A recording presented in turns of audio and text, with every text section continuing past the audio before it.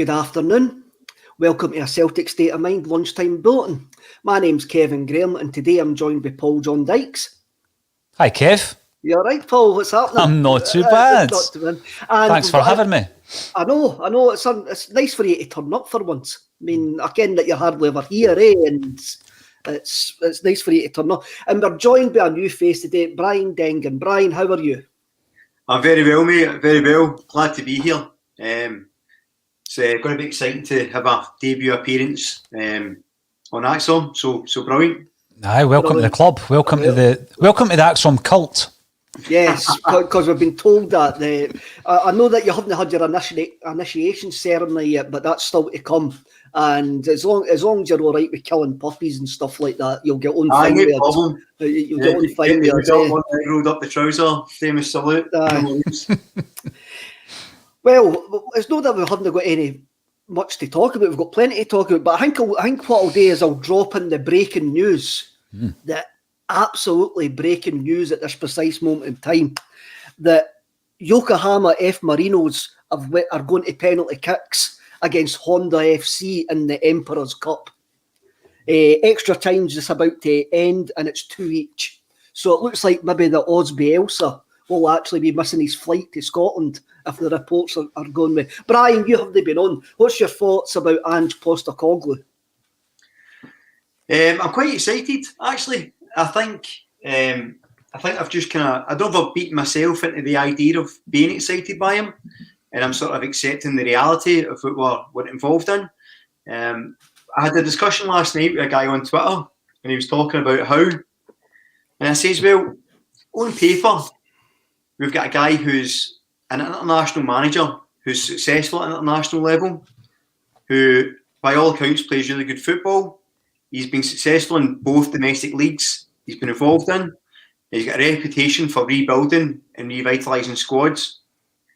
On the other hand, you had Eddie Howe, who had been at a club not really under any pressure, not particularly big fan base, got a couple of promotions and then get relegated.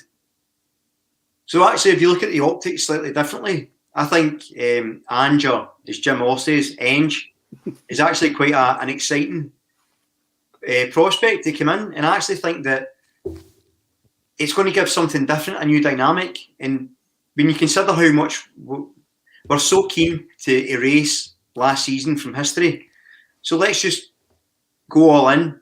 Completely different manager we've never heard of, hopefully a new style of football, start from scratch, new CEO, and go from there. So I am actually really excited, Kev. Do you think that excitement is just down that you've been browbeaten, basically, by the fact that it's 105 days now since Neil Lennon left the club, and the club just seems to be staggering from one shambles to the next?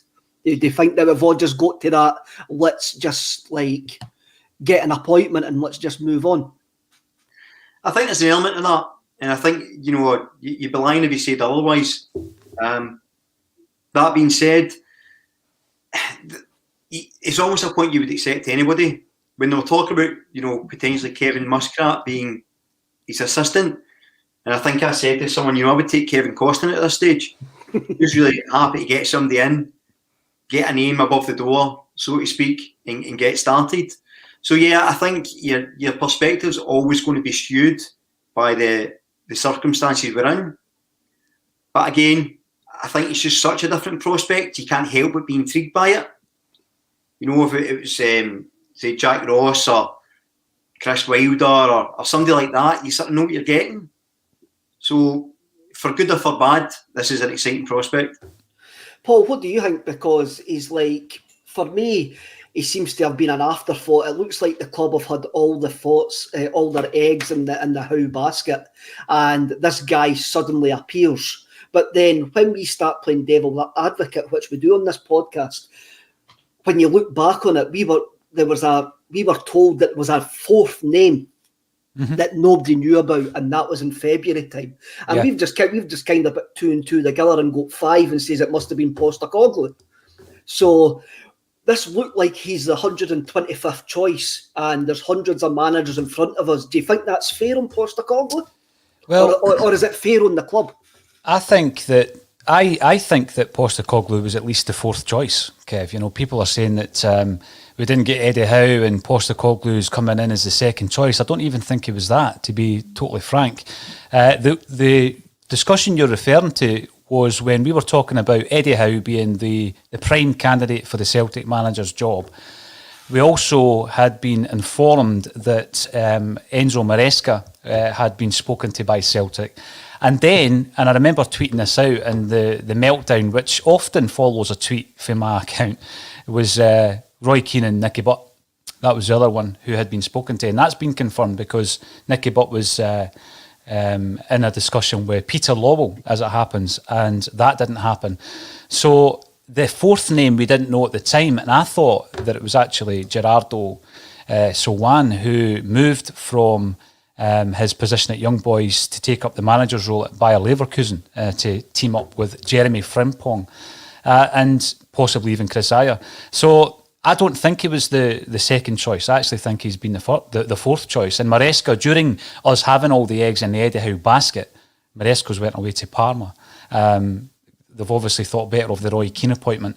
So there's absolutely no doubt about that. In my mind, he certainly wasn't the prime candidate. But I get what Brian's talking about in terms of an intrigue. That there was an intrigue when we brought in Wim Jansen, who had played at World Cups and played in European Cup finals and won European Cups.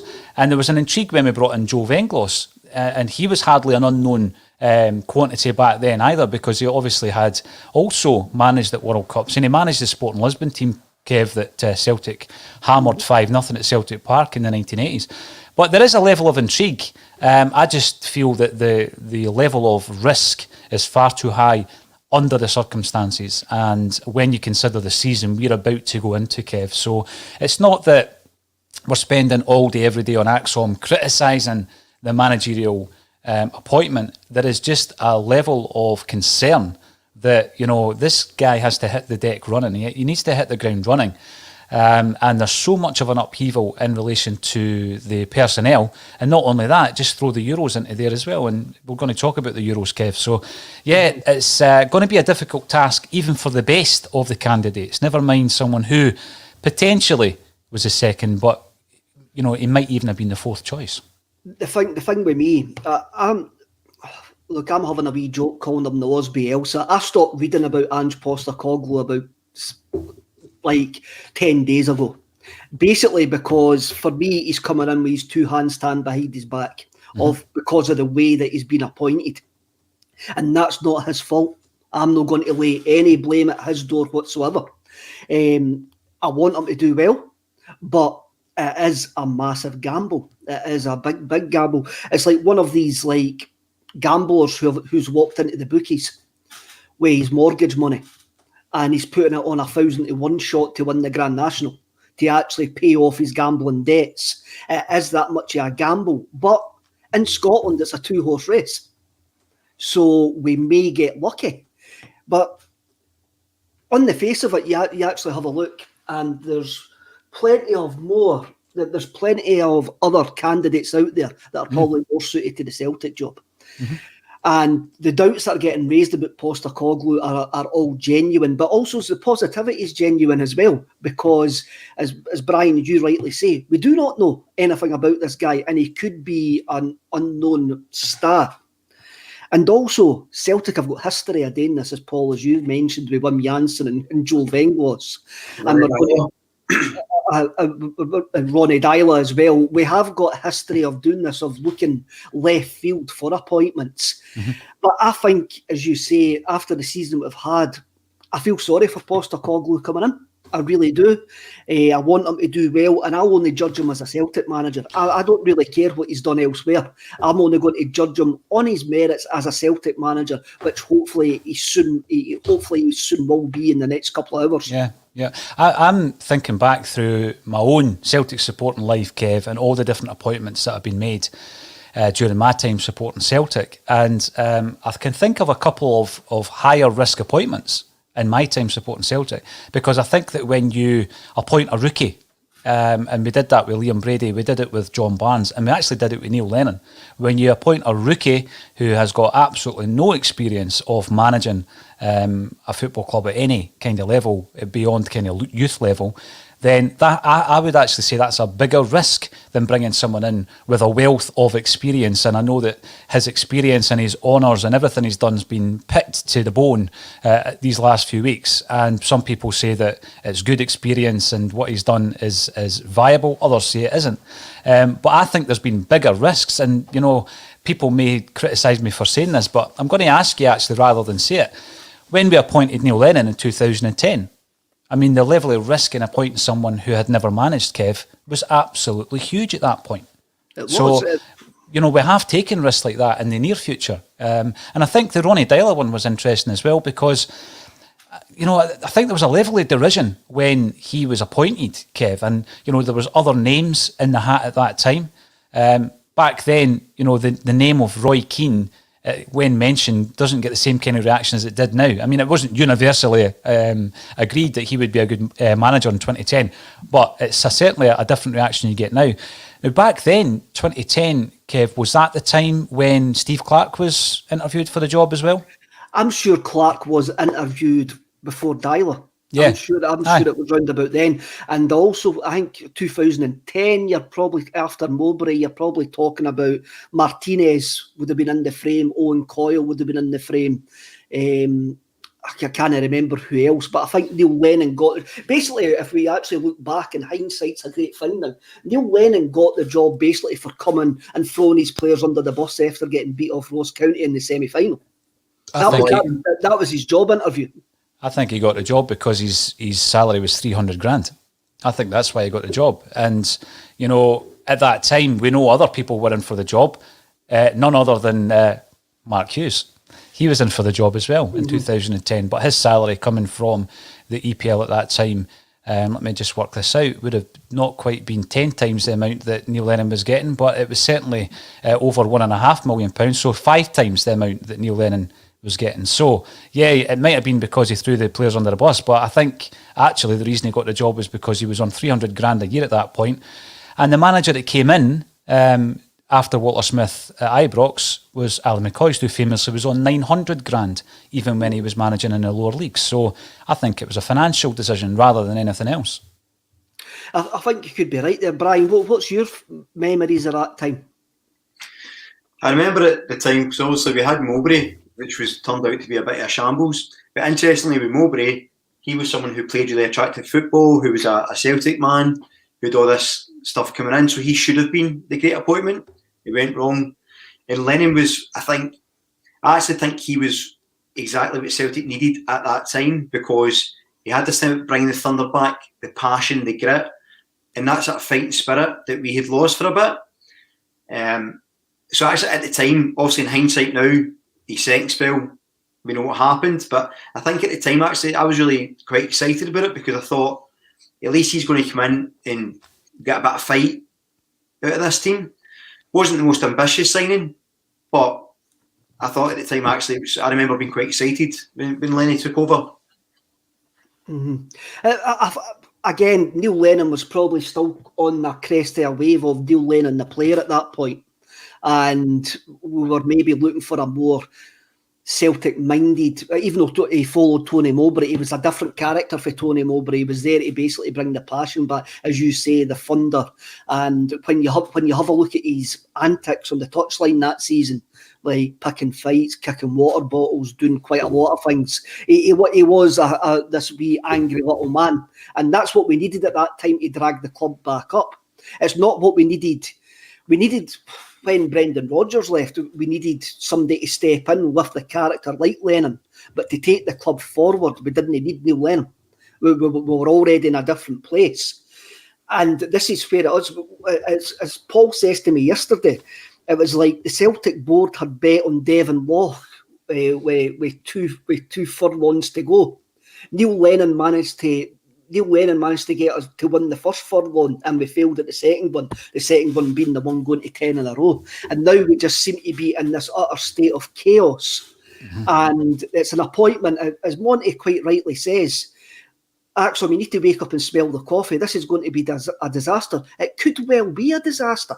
But me, you, the woman next door, the guy that's fitting the kitchen next door to me, the man that's cleaning my windies, doesn't actually care if it's going to be a disaster. We have to try and no spin it, and we're not spinning it, but we can only judge the man when he actually starts getting his hands dirty.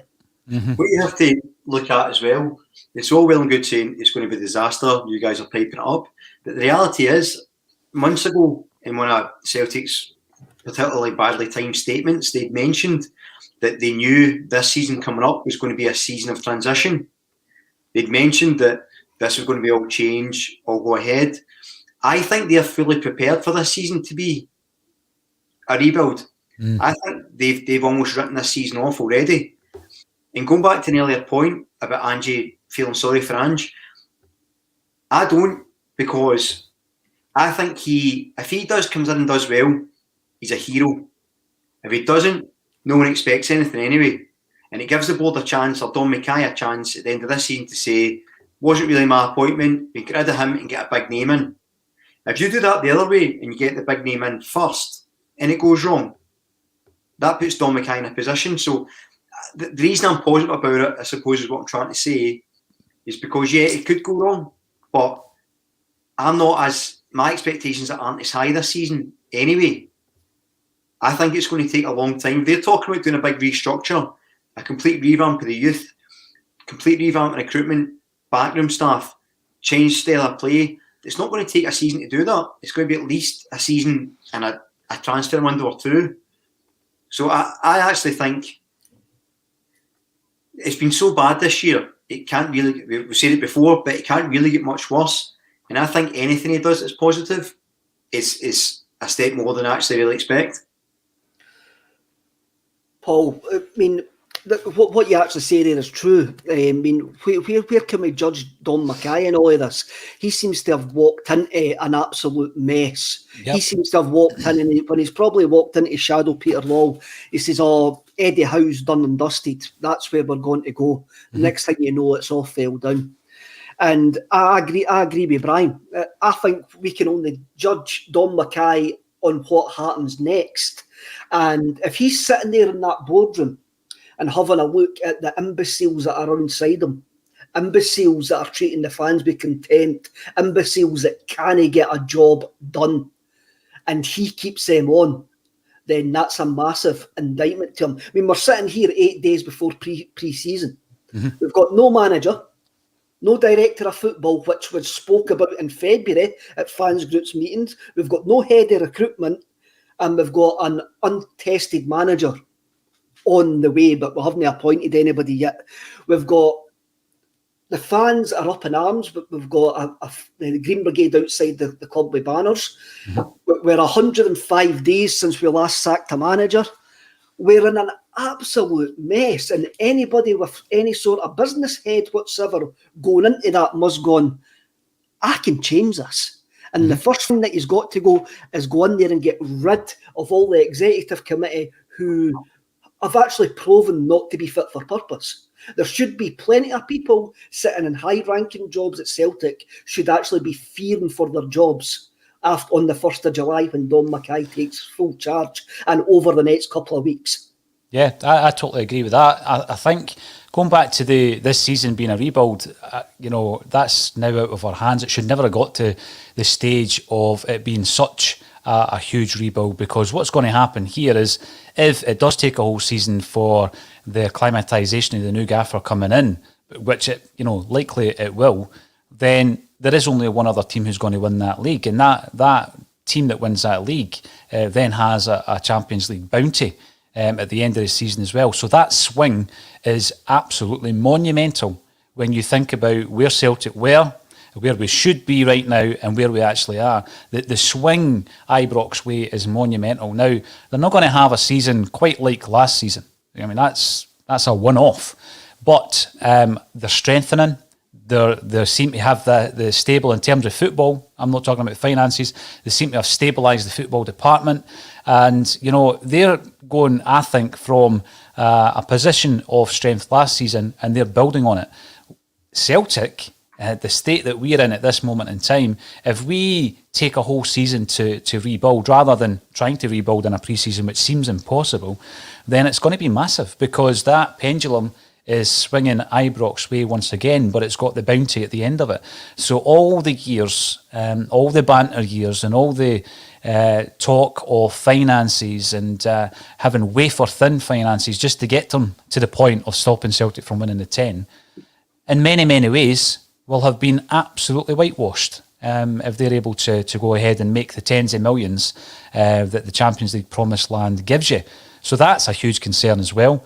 That's one of my biggest reasons why I wouldn't go for someone like Ange Postecoglou. That's not to say I won't support him once he's here, and it seems pretty imminent that he will be here. Of course I will. I've supported every Celtic manager, whether I liked him or not, Kev, and what they had done previously. But certainly, I think it's a huge gamble and it's a huge risk. But on the Dom McKay point, I said yesterday I felt it was a bit unfair that he was being kind of tarred with the same brush, if you like. The Green Brigade have decided to have a series of banners, and obviously with specific faces in the no-go red circle with a cross through it. Now, that's not nice for anybody to appear in one of them, but at the same time, there is a definite message to be made there, and what they're saying is they're not fit for purpose and they shouldn't be at the club. And I don't think Dominic McKay can fall into that category, because, as you say, Kev, at this moment in time, his level of influence is diminished. Until the 1st of July, there's only so much he can do, right? So we've already got a CEO in place. Should it be allowed that the manager that's coming in be an appointment that is being influenced by the outgoing CEO? I would say no, but we don't know if it is. We don't know how much a part Dominic McKay has played in that. So yeah, we have to judge him, but I think it was a bit unfair that he has appeared alongside the others. I agree with you with the boardroom, Kev. I think it lacks creativity. I think it lacks diversity, and there's a lack of freshness in that boardroom. There's so many people who could really contribute to Celtic and bring fresh ideas and a new approach as part of this rebuild and the modernisation of Celtic Football Club. We keep hearing that as well, Kev. I don't see any modernisation happening whilst we've got the current incumbents in that boardroom. So there's a massive job to be done at all levels of this football club, and we haven't done a single bit of it yet. What's your feelings, Brian? I think it's hard to sort of disagree with that. I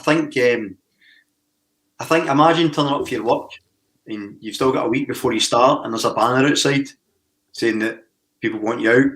That's not good for Dominic coming in. But I think that one of the things he has to do off the bat is just be clear in what the plan is.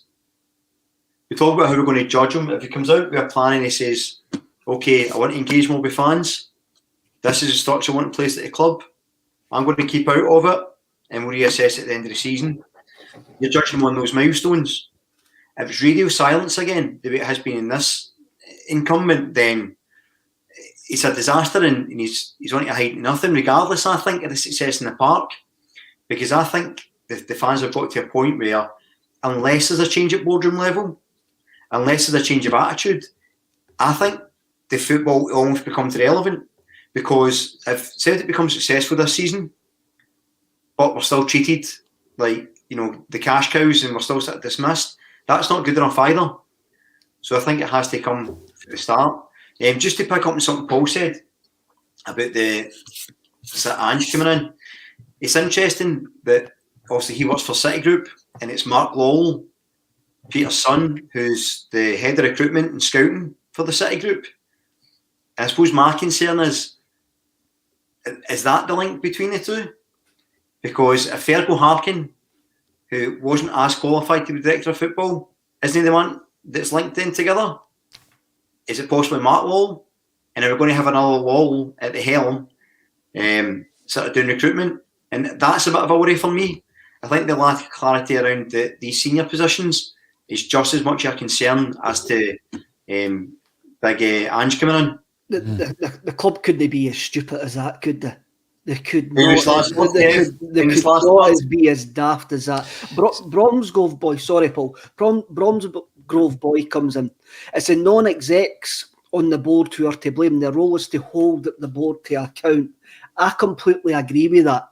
I think our outgoing CEOs had too much power and not enough people to answer back to him and go, what are you actually doing here? And I think he's been given carte blanche to do what he's micromanagement for far too long.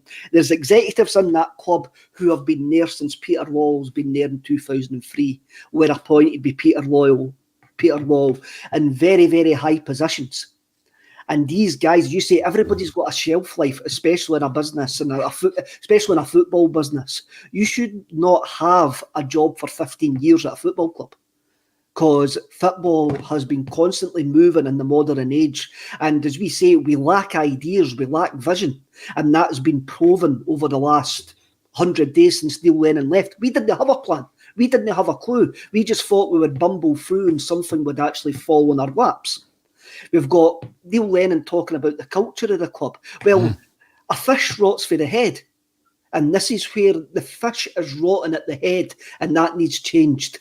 And it's up to Dom to try and change that. And the only place Dom can actually change that is by appointing new people in the executive positions to try and give the club a different outlook. And there's some great people at Celtic Football Club, some good people at Celtic Football Club, but we all know, and I've dealt with them, Paul's dealt with them, and that there's some guys, and there's some people who work actually there who you go, you've been there for too long. And I've said it on here before. I mean, there is one guy who works quite high up in Celtic who utterly hates the Celtic fans. And he's been quite open that he doesn't like Celtic fans with his actions.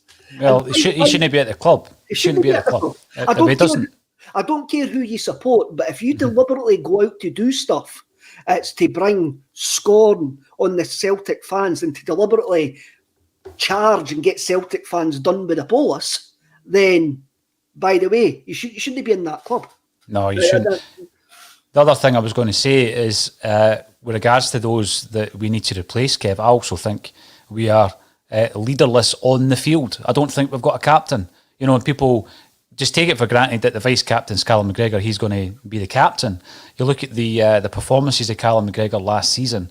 I see the experience, I see him leading by example, and I get that sometimes that's what a captain's role can be. But I don't actually think that he is built to be a captain. Who comes after him? Well, I've said Chris Hire, he's on his way out. He's admitted he's going.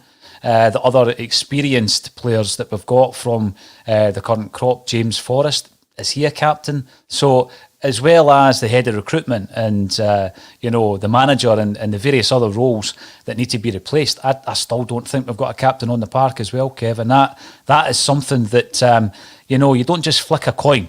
All right, you're the gaffer. That's something that, again, succession planning. There's been such a lack of succession planning at Celtic Park for a number of years, and you've said it time and time again, Kevin, and you've been criticised for it as well. But it's true, and it's coming home to roost now. Definitely. I had actually written down no captain, but then when I was going through the list, that seems well down the bottom of the list of the other people that we're actually missing at the moment, the fact that we haven't got any captain. I'm going to go back to the interview that Amy done with Paul Elliott. Mm-hmm. And Paul Elliott, if you haven't watched it on Soccer Supernova by our own Amy Canavan, who's on a Monday, it's a fantastic interview with Paul Elliott. Paul Elliott is a genuine force of nature, one of the best centre-halves I've ever seen play for Celtic. Yeah. And when he starts talking about his time at Celtic, he actually got Celtic. And I had to listen to this about 3 or 4 times. And this came on the same day when Neil Lennon was in the papers actually slaughtering Celtic fans. And I listened to it on the same day. It was a couple of weeks before. And what Paul Elliott embraced the culture of Celtic Football Club, embraced what we see, the fans see what Celtic Football Club is. If you haven't seen it, I'll paraphrase what he actually says. He says, Celtic is a culture, a way of life. There is a behaviour, a manner, a sincerity, an engagement, a movement.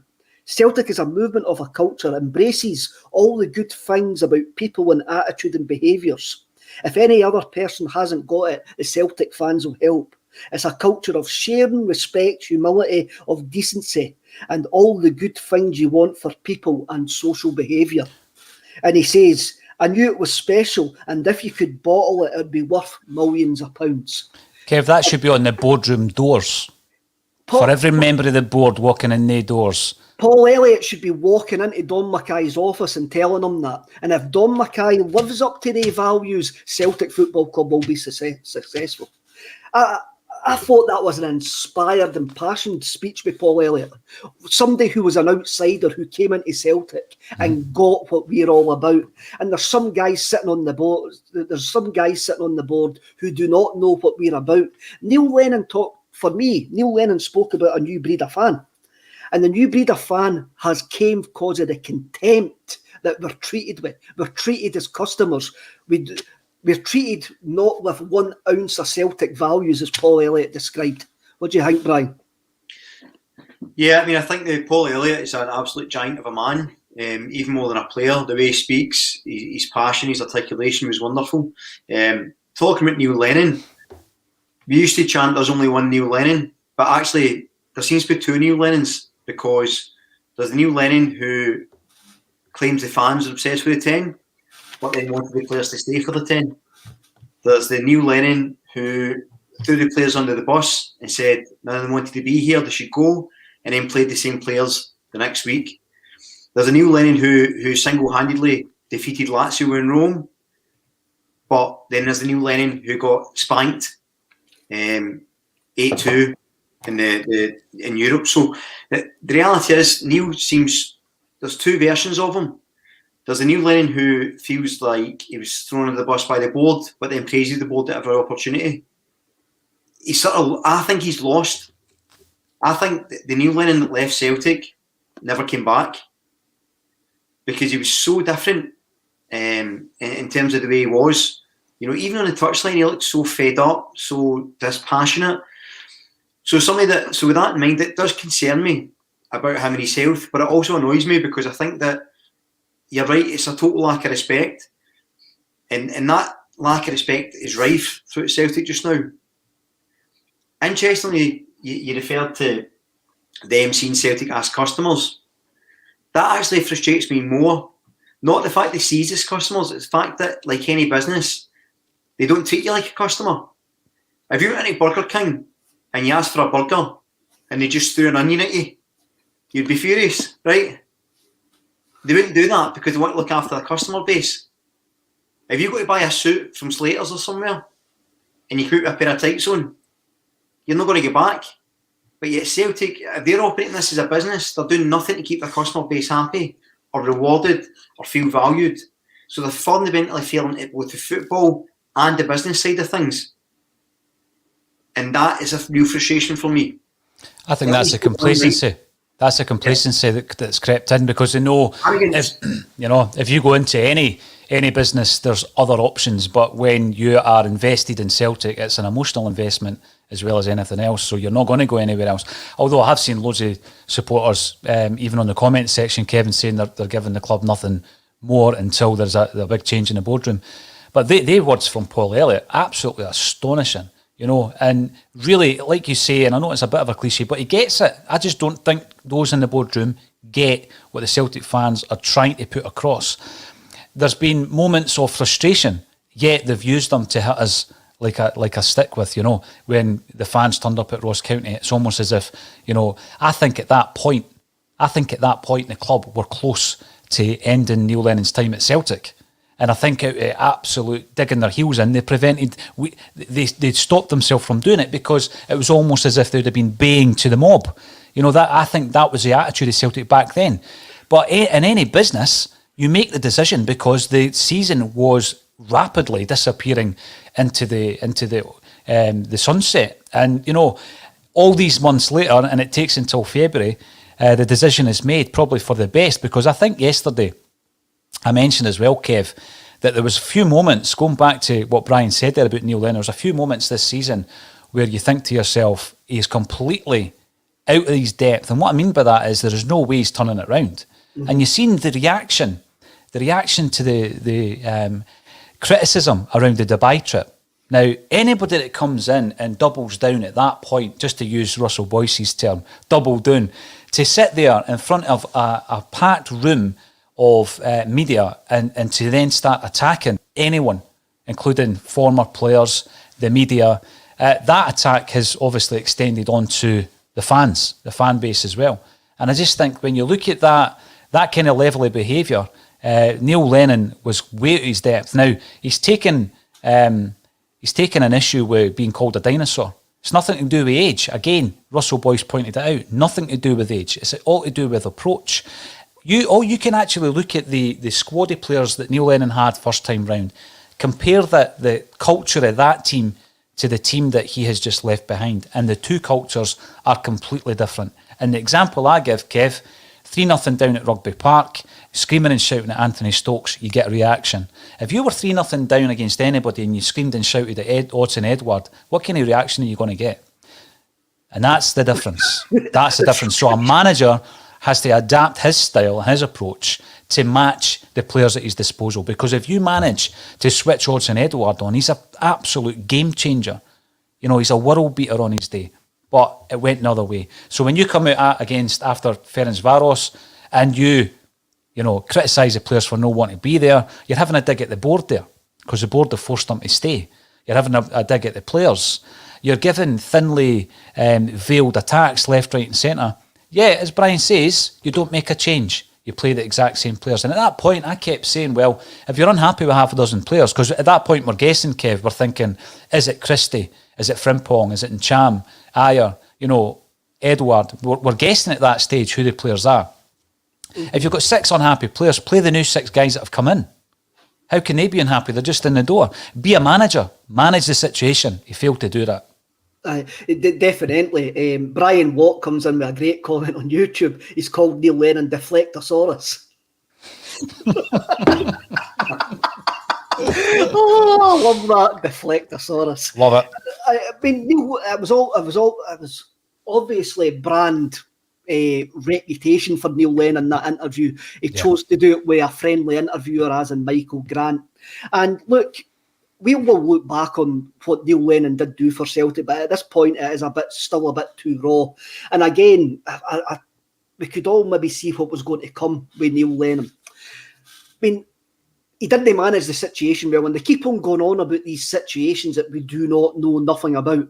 Oh, you weren't in the dressing room, you didn't know what had happened. I think we've seen enough to actually say the players had chucked it. I mean, that's one of the hints, Paul. I don't know what age you are, Brian, but I'm going to guess that you're younger than me and Paul. But, Paul, when we used to watch Celtic in the 90s, I'm going off Celtic Da stuff, I'm going Celtic Da here, right? In the 90s, when I used to watch Celtic, we were rubbish, but at least they tried. Well, if you were one of my greatest ever games was 5-4 at Brockville against Falkirk. We were absolutely ranked rotten. And you went wild when we scored that 5th goal. You went absolutely wild. I was in the Falkirk end. I did go wild, didn't I? The thing is, I've seen a lot of these comparisons, Kev, and this new breed thing. I'm not buying it. I mean, you don't choose when it's default. When you land at Celtic Park is absolute default. You could have landed at the beginning of 9 in a row. It's nothing, it's not a choice. You're a Celtic fan, bottom line. So I'm not buying the new breed, old breed, any of that kind of stuff. We're all just Celtic fans and we can argue and disagree and dislike each other and that's fine, but it's all for the common goal. And there was a big thing here when we started criticising the club on a Celtic state of mind, because prior to that, Kev, there was very little in the way of criticism, because a lot of what we were doing was very much talking to people who had a Celtic state of mind and talking to folk about their Celtic story, be that somebody who worked in the pit or somebody who played for the club. But when we were following this season, and we'll continue to follow every single nuance of Celtic going forward, you can't just prevent yourself from criticising what's going on at the club. Because if you do that, then you're just going to watch the club fall off the edge of a cliff. And I'm not saying we were Nostradamus and I told you so, but we were talking about it in September, October time. And we're still talking about it now, all these months later, 8 months later. But yeah, the 90s galvanised me as a Celtic fan. And when I look back, there was absolutely plenty of humour going to the games, plenty of humour at the games, plenty of rotten players and plenty of rotten managers, Kev. We've seen a whole lot, but every single wee bit of light at the end of the tunnel, you still, and this is the thing that Jim Orr says, when they were trying to actually make changes at Celtic Park, every time we won a game against Rangers, every time we got to a cup final, or every now and again won a trophy, because it was every now and again, the momentum of any fan movement was lost. because all these fans thought at Celtic were going to be okay. At this moment in time, yes, Celtic will be okay, of course they will, but only because we need to make changes, and the changes will eventually come.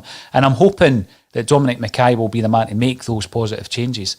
And I'm not going to criticise him until he's in post and he starts making those decisions himself. And I think that when he's in post, Kev, from what I've heard, he's going to engage with Celtic fans. Hopefully, if he wants to come on here on the Wednesday Bulletin, he's more than welcome. Very more than welcome. Come and have a blether with me, Brian, and Colin when he's back from his holiday. Cheers for the invite, mate. Well, you sit behind in the studio and just like bring up the comments, Paul. That's what you usually do. I think to bring everybody up to date that Yokohama got beat on penalty kicks, so they're out of the Emperor Cup. So we'll maybe get something over the next 24 hours to say that Postecoglou is on his way to Celtic. Let's have a look at, like, we're talking about managers, we're talking about Postecoglou. Ifs and buts, right?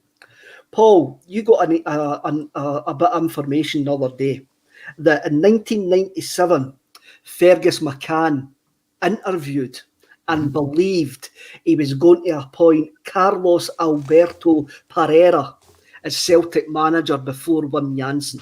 Now, for people who don't know who Carlos Alberto Pereira was, he was the World Cup winning manager with Brazil in 1994. A final that's more actually remembered for Baggio missing a penalty. Yep. He was a World Cup winner. He had won the Turkish League with Fenerbahce, and at this point he was with Metro Stars. So do you know what team Metro Stars actually became? Metro Stars are in the MLS. Right, where are the best, mate? LA? No. If I tell you who they were based, it makes it more simple. Exactly. That's my questioning skills coming in. No, I'd just be guessing. New York Red Bulls. That's right? That's who Metro Stars became. So that's all down to him as well, Carlos, right? So basically, at that point, he probably would have been gettable for Celtic. It was. I mean, every now and again, this is what I love about speaking to Celtic people, right? Is you're constantly learning. And I remember speaking in the early days of me writing Celtic books. I spoke to Pat Woods, fantastic historian on Celtic Football Club, and he told me that there's still lots to learn about the past, and I now know what he means, because we've been picking up things, Kev, like when Celtic tried to buy Wimbledon in 1998, or who was the Celtic player that Pablo Picasso sketched. We found out all these kind of things just talking to people, and it's incredible. But Carlos Alberto Pereira at that time, Kev, was only 54, right? So the incoming manager, I think, is 55. So he was at the peak of his powers, having won the World Cup with Brazil. And just to bring everybody up to scratch with that Brazil team, here's some names, and most people will remember Branco, Bebeto. Remember the celebration with the baby, Bebeto. Dunga, Romario. What a player Romario was. Cafu, Leonardo, who I think got sent off in that tournament. He was outstanding, left back, played with AC Milan, outstanding.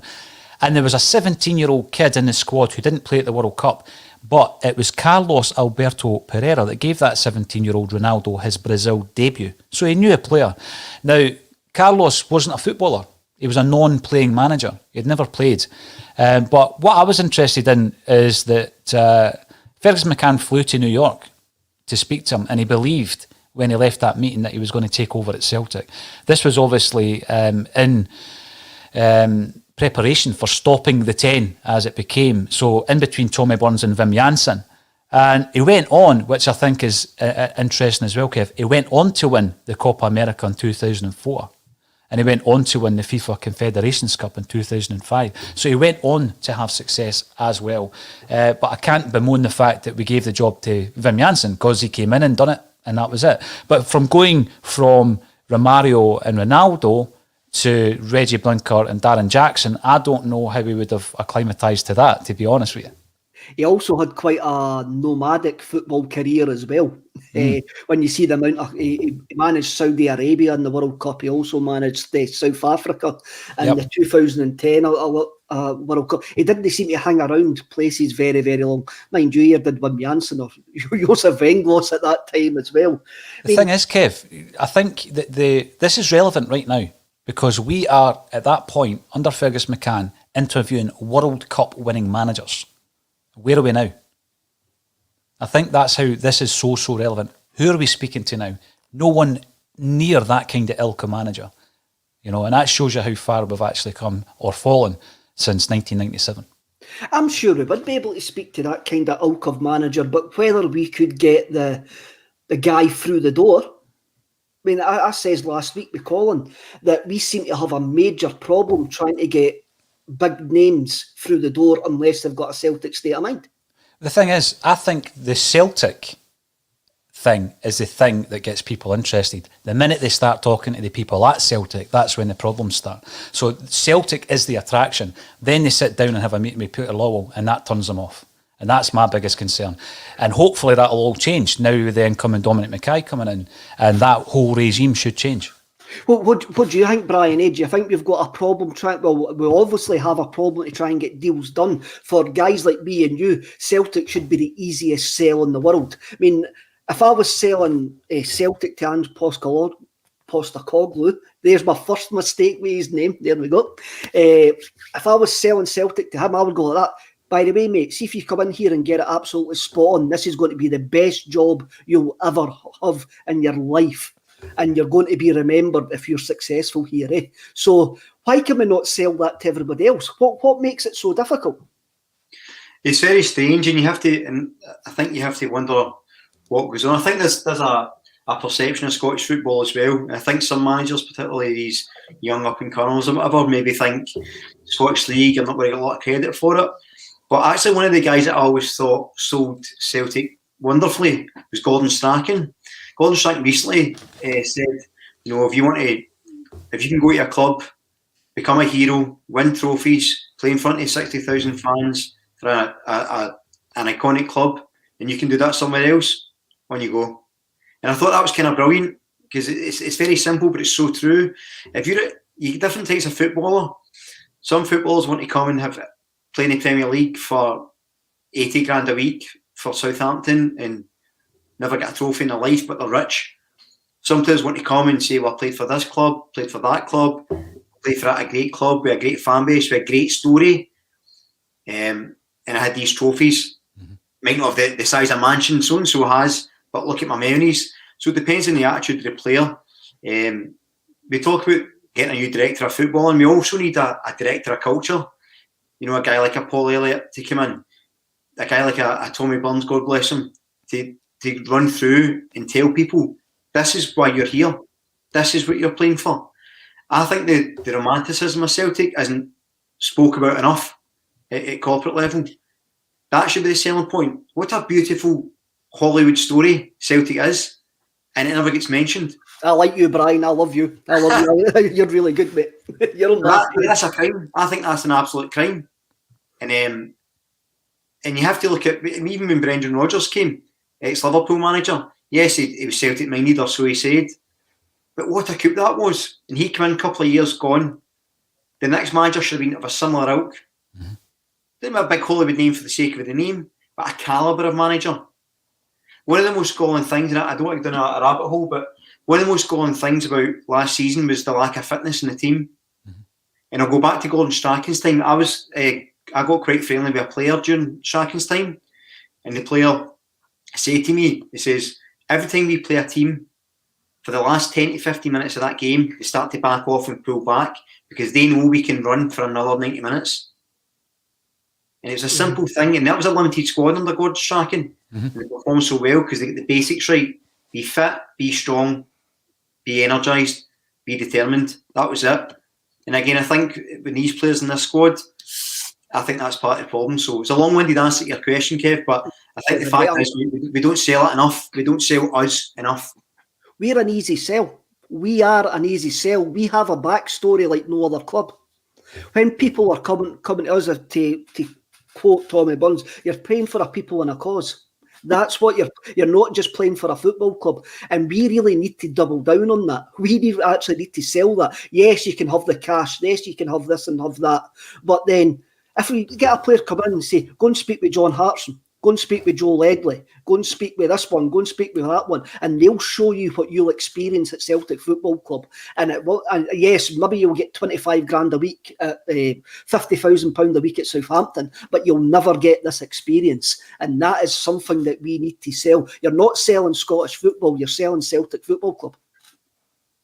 100%, Kev. And I think that's where the complacency's crept in, because they think those at the club have felt that you know, be that Ivan Toney or Eddie Howe, you should basically come into this club and fall over yourself to sign the contract. But because we're in the modern day and money talks, you as an individual, i.e. Peter Lawwell doing the deal, you've got to sell yourself to those individuals. And I think that has been a massive, massive issue. And you can go right down, and we know all the deals that fell by the wayside. You know, the Eddie Howe thing's nothing new, Kev. We know that. Mm-hmm. You know, if you look at players that we've lost because someone's gone toe-to-toe with Peter Lawwell on one aspect of the job or other. And I think that, you know, I've got to be optimistic here, moving away from the old regime into the new. But my biggest concern is all the old guys, and they are old guys. There's one female on the board, they're all still there. And that's my biggest concern. As I says in the fans forum, they all have to look out that window at the statue of Brother Walford. And every decision they must make, what would he do? What would he have done? And that should be behind every decision that they actually make. I want Big Ange. I mean, we're hearing rumours that we're going to hear Big Ange. Big Ange. We're hearing rumours that we're going to hear from him in the next 48 hours. That's the rumour that's kicking about. And he's probably going to get me on board. He's probably going to get me on his spaceship, because he looks like the type of guy that's got a bit of character about him. He does look like it. But whether that can carry on during the season, as I say, he's starting from a very low starting point. What do you think? I mean, what would you want him to do? Come in first thing he comes in through the door, and you've got the players wanting to go. Do you want him to try and talk him into changing, or talk these players into staying, or just tell them on you go? If you're not willing to play for me, on you go. Brian, sorry. Aye, Brian, I'll let you go first on that one. Aye. Yeah, I would tell him. If I was him, I would come in. This is my plan. You want to be here? Good. You don't, go. I would want him. I would hope he gets all the academy players or the young guys, says to everyone, level playing field. Whether you're 16 or 36, level playing field. Let's see what you've got. Who's the players we've got that want to be here, that are determined to improve, they want to buy in. Everyone else can go. The reality is, the rebuild's so big anyway. You kind of restructure the entire first team regardless. So I think that would be my first thing. I'd want to say, this is how I want to play. This is how I want to do it. This is the type of characters I want. Everyone else can go. And if that goes wrong, so be it. If it goes right, brilliant. But the reality is, he has to come in, stick these guns, be determined, be single-minded, and give everyone a chance. And bring through some young players, you know, put your stamp in the team. That's what I would want. I think, Luke and Kev, just look at the Euro squad. Look at the Scotland squad for the Euros, and look at the players that Celtic have got in that squad, right?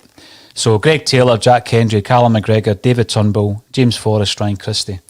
And of those players, you know, I think we're kind of resigned to the fact that there was a deal done on Hendry and he's away. And we're probably going to lose Christie. But, you know, you look at that 6 players there. You look at those 6 players. That's the Nucleus, a really strong side. Now, people will criticise the Jack Hendry thing. Oh, he's never done it for Celtic. He's a dud.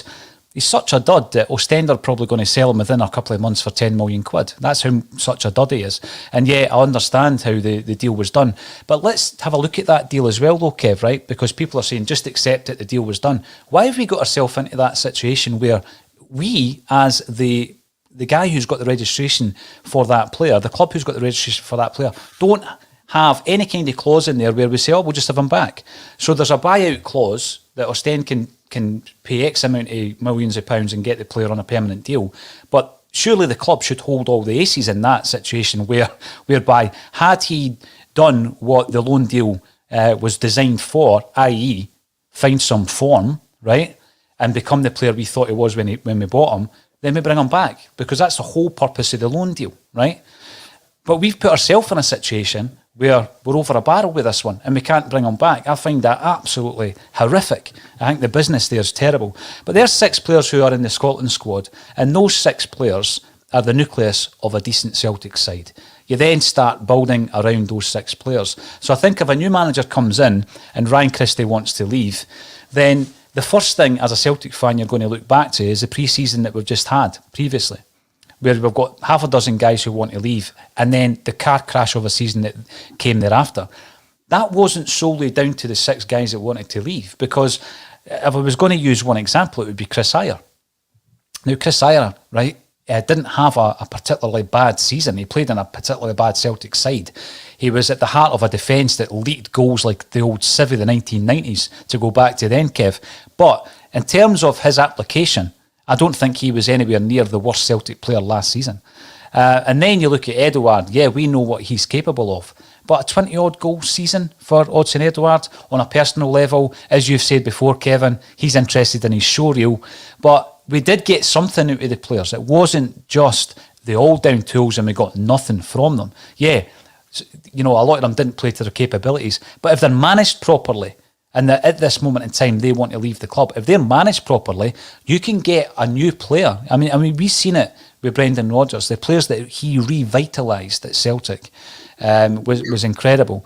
And I spoke about this on the podcast, Kev, when Neil Lennon came in on a permanent basis, I spoke of my concerns around Callum McGregor, because I said that he never played a single minute of football under Neil Lennon first time round, and in actual fact Celtic were very close to selling him to Carlisle following a good loan deal at Notts County, because Lennon didn't fancy him. Now, I'm not blaming Neil Lennon for Callum McGregor, but I'm just saying a manager comes in and it can work both ways.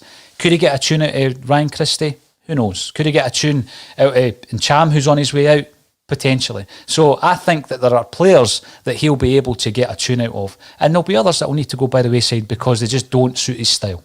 He needs to have that conversation with the players first, though, and get his personality across. Going back to the Jack Hendry thing, what do you think, Brian? Do you think it was just a case that the football department thought 1.75 million for Jack Hendry was a good deal because we didn't fancy him, and he won't only be a success across there anyway? Do you know, I think it's a wee bit of a mystery with that one, because, we talk about Lowell, and one of the things that he does get credit for is being this tough negotiator and very often getting a good deal for players. So it's hard to imagine a situation where he lets a player go for 1.7 mil. So I find it a bit strange. What it does think of, though, is complete gross squad mismanagement. The fact that that Belgian club, I can't even say their name, are going to make considerable profit on him is a shambles. Now, whether you like the guy or not, we're essentially going to have Nir Beaton and Stephen Welsh as our 2 centre-backs for the Champions League qualifiers. Mm-hmm. We know backup if one of them gets injured. Even if the big man wasn't going to cut it, he's a body in there that can at least do a job. So even finances aside, it's a crazy decision that they were able to take up that option, and he was off, leaving us even further lacking in squad depth. So I just think it's almost indicative of what's went wrong this year. Mm-hmm. There's not getting a chance, getting punted out, sold for cheap. I mean, even you mentioned Ncham, apparently we're waiving the last year of his contract and he's leaving for free to AK Athens.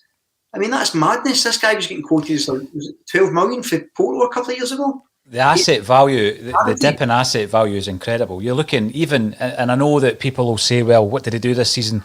Lee Griffiths apparently is a free agent. Obviously, the tweet that came out from his brother's account has been removed, but he's a free agent. And you think, well, here's a guy who last season should have been utilised better, right? Yeah, we know he was unfit. Would he have scored goals, Kev, if you gave him 30 games? Probably. In Scottish football? Mm-hmm. So he's away for nout. He's away for nothing. He's going to go to a club, if a club in Scotland can afford his wages, he'll be a success at an Aberdeen or Hibs. They're the 2 clubs that probably would fancy Lee Griffiths. If we allow that to happen to Ncham, not only are you losing the $4.5 million that you spent on him, but there was a resale value on that player, Brian, like you quite rightly said, and we're tearing up his contract and he's away.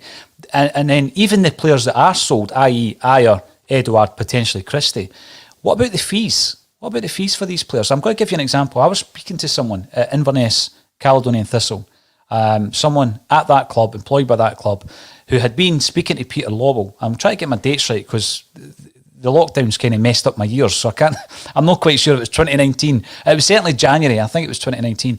And there was interest in Ryan Christie. In Inverness, I've got a 15% sell on Ryan Christie.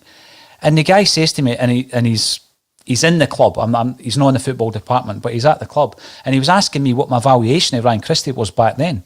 And I says, what you've got to do is you've got to see how much we got for X, Y, and Z. So I would say maybe in the region of 10, 12, 13. And this official at Inverness was saying, surely you'll get more than 15 million for him. And he was serious. Now, this is a guy at a football club.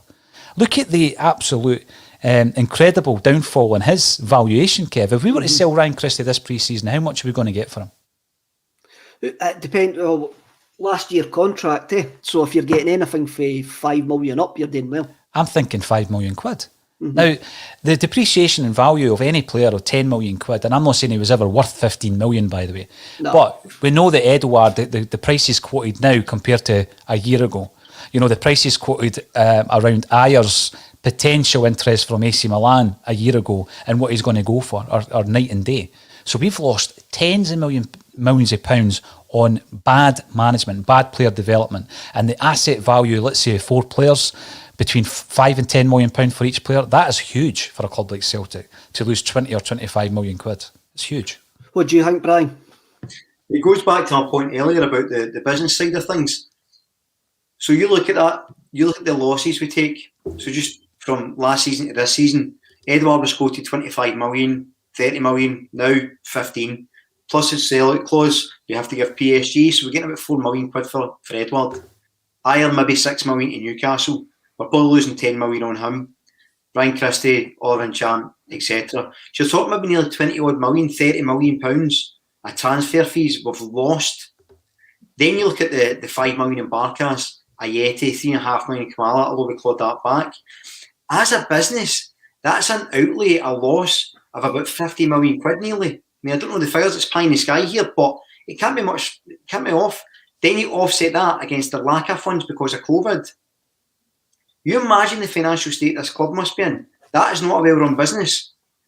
Even if they treated us like cattle and ran the business really well and were so financially stable as we're told they are, I'm worried for the finances of the club for this season coming up. And that's not a plea for people to sign on for season tickets because I don't believe they should unless they really want to. The fact is, as a business, to be run that poorly, not even the football side of things, just as a business, is appalling to me. Definitely. Yep. I've got a comment for David Kelly, and I'm going to ask you both the question, Paul and Brian. David Kelly comes in and says, would you have accepted the 1.75 million last summer for Jack Hendry? Yeah, 100%. What did we sign him for? It was like 1.5. 1.5 mil. I would have, yeah. A year ago, I would have. Mm-hmm. I wouldn't have, based on the fact we paid out $1.5 million for him. I think you're selling one basically for nothing. I'd have wanted a bit more, but I would have punted him, yeah. But I think the point David's making is you do the deal a year ago, which is now coming to fruition now, and I get that. But what I'm trying to say is let's do the deal better. Because we've had our fingers burnt with this. Let's do the deal better, and let's make sure that if we're in a situation again where somebody goes out on loan, we've had so many examples of it. Ryan Christie went out on loan, Kev. Nobody would have batted an eyelid if he never came back. He did come back and he started contributing to Celtic. Callum McGregor's another example. Chris Ayer. I think that was more of a planned loan to Kilmarnock, But the point remains we should be far, far cuter when it comes to loaning players out, that they might just show up the potential that they had and the reason why we bought them in the first place.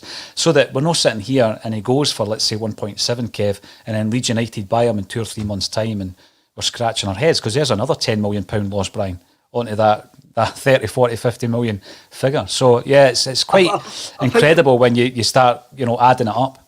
I think what you were getting at there, Paul, was basically we gave Ostend the ball back Instead of us keeping the ball, we gave Ostend the ball back and says, "I used to have another shot at goal because we've gave up the power and natural deal." Moravchik 25 comes in, 900 grand we paid for Jack Hendry, so we did make a fair bit of profit on it.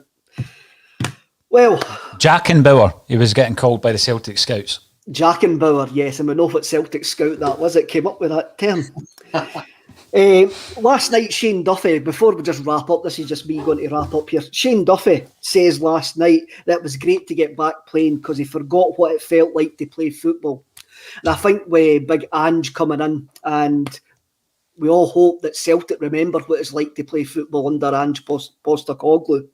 Look, everybody, thank you for tuning in. It's been great. Brian, what a debut. Me and you are going to get on fine. We're on the same page. This was like one of these awkward first dates because me and Brian have never met each other before, so it's like one of the Channel 4 films, Channel 4 programmes where they stick two folk together and see what happens. So I think it went well. I didn't care about you. You might block me.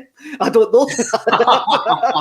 I didn't care what will happen there. But thanks everybody for tuning in. Subscribe, like, share with all your pals, and remember, just keep calm. See you all later. See you later, guys. Bye.